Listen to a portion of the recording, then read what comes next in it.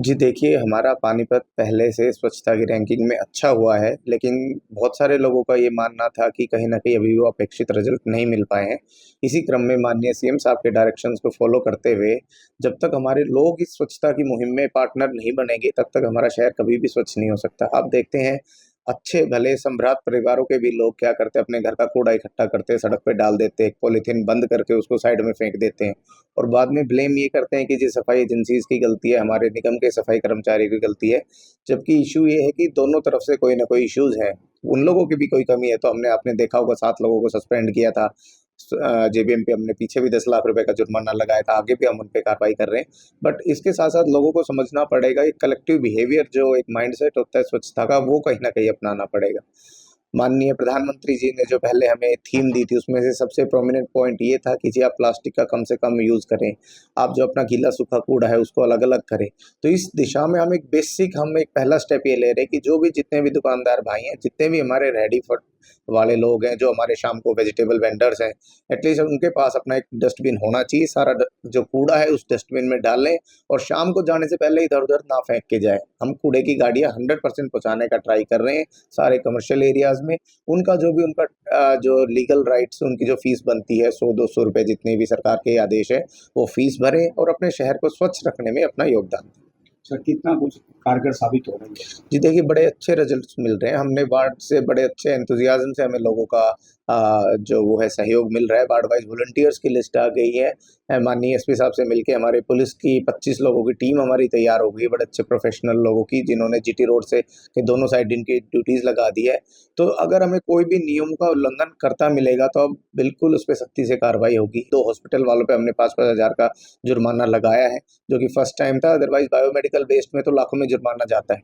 तो सभी से अपील है कि नियमों का पालन करें और अपने पानीपत को और अपने शहर को साफ-सुथरा और स्वच्छ बनाने में सभी इसमें मिलके योगदान दें। सर दुकानदार कुछ अभी भी अवेयर नहीं है, उनके लिए जी। कुछ है अवेयरनेस? जी, हम देखिए हर तरीके से प्रिंट मीडिया हो, आपका डिजिटल मीडिया हो, आपका न्यूज़पेपर के माध्यम से हो, हर जगह से मैं अपील कर रहा हूँ कि प्लीज़ अपना डस्टबिन रखिए। अपनी दुकान के बाहर जो एक हमारी प्रवृत्ति बन गई है कि कूड़े को हम अपनी दुकान से झाड़ू लगा के बाहर निकाल देते हैं, उस सारी प्रवृत्ति को रोकें और अगर नहीं मानते हैं, फिर हम उस पे फाइन और सीलिंग की कार्रवाई पे हम आगे बढ़ें।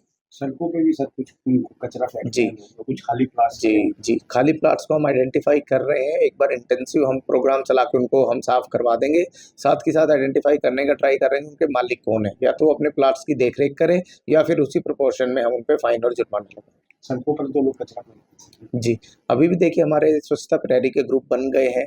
अभी जिसमें आपसे बात कर रहा हूँ, तो अभी भी मेरे पास एक बड़ा दुर्भाग्यपूर्ण एक वीडियो आया हुआ है कि एक एक यंग नौजवान है, वो जो सड़क पे अपने बाइक रोक के इस तरह से वो कूड़ा फैला रहा है। तो इन सारे लोगों के अब हमारे पास ऑन वीडियो प्रूफ आने लग गए हैं, तो इन पे हम त्वरित कार्रवाई करेंगे और ज़रूरत पड़ी तो इनका पुलिस के माध्यम से भी इनको जेल और जुर्माना दोनों तरीके से कार्रवाई की जाए। सर कुछ सड़कों पर ना सीवरेज के ढक्कन खुले हैं, उनके लिए कुछ करेंगे सर? जी, बिल्कुल करेंगे। हमारा ये सबसे पहले प्रायोरिटी है कि विदिन 24 आवर इस समस्या का समाधान हो जाना चाहिए। हमारे सारे एक्शंस को हमने इस बारे में निर्देश दिए गए हैं। पीछे भी एक इंटेंसिव सर्वे चलाया गया था और अभी भी अगर कोई शिकायत मिलती है, तो हम उन पे त्वरित कार्रवाई करेंगे। कि स्वच्छता बहुत ज़रूरी है और हम काफ़ी टाइम से ये बोलते हैं कि पानीपत में गंदगी है, लेकिन उस गंदगी को दूर करना भी हमारा अपना उद्देश्य भी है और हमारी ज़िम्मेदारी भी है।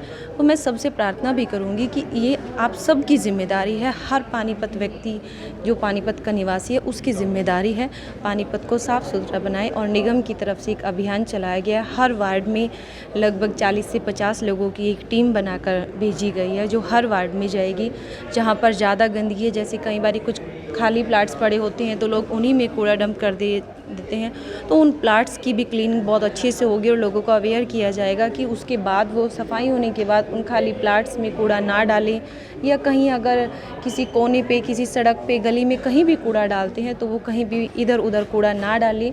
उनकी गली में अगर कूड़ा लेने के लिए रिक्शा या गाड़ी नहीं आती हैं तो वो हमें बताएं, हम पूरी कोशिश करेंगे कि हर गली तक जो रिक्शा है, जो गाड़ी है, वो ज़रूर पहुँचे और कूड़ा गाड़ी में ही आए, सड़कों पर ना आए। गंदगी फैलाने वालों के लिए कुछ जुर्माने का भी कुछ प्रावधान किया है? बिल्कुल, जिनकी दुकान के सामने या गली के कॉर्नर पर अगर कोई हाउस होल्ड भी गली में कहीं पर कूड़ा डालते हुए मिलता है तो उनको भी जुर्माना देना पड़ेगा। और अगर किसी शॉपकीपर की दुकान के सामने या आसपास में कहीं पर गंदगी पड़ी हुई है तो उनका भी 5,000 रुपये का चालान जो है निगम की तरफ से उनको दिया जा रहा है। और अपने शहर को साफ़ सुथरा बनाए, सुंदर बनाए, मेरी सबसे प्रार्थना है।